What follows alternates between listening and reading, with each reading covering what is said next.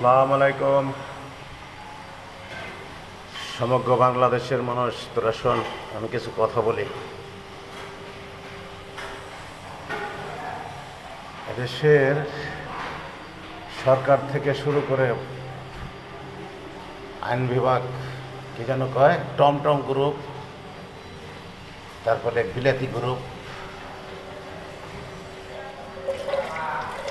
আরও আছে সিহা group, ইন্দুর group, বাংলায় কয়া কুত্তার বাচ্চা গ্রুপ। এই সব গ্রুপে বাংলাদেশে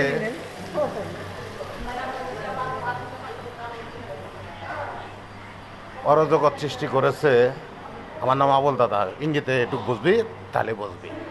আমার কিছু কেস রয়েছে এ দেশের দপ্তরে,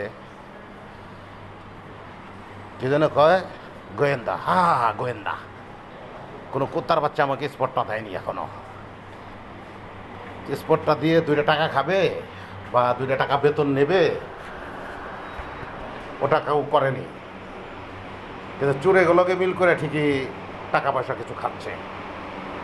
তোরা কেউ গোয়েন্দাতে উঠে আসবি না? পারলে দেশটারে ফাপড়ে ফেলছে। বহুত লোকজন খুন খারাপি হয়েছে, কিছু কেস আছে, গোয়েন্দারা ইঙ্গিতে বোঝে নে।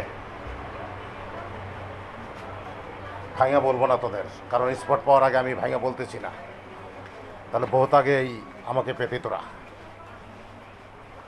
কারণ তোদের গোয়েন্দা বিভাগ বা পার্লামেন্ট বিভাগে আমার বহুত আগেই পাইতে, তাও জুতা হাতে করে পাইতে। বুঝতে পেরেছিস?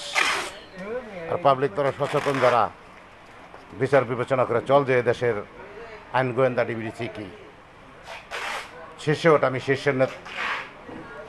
শীর্ষে, আমি আবলদাদ।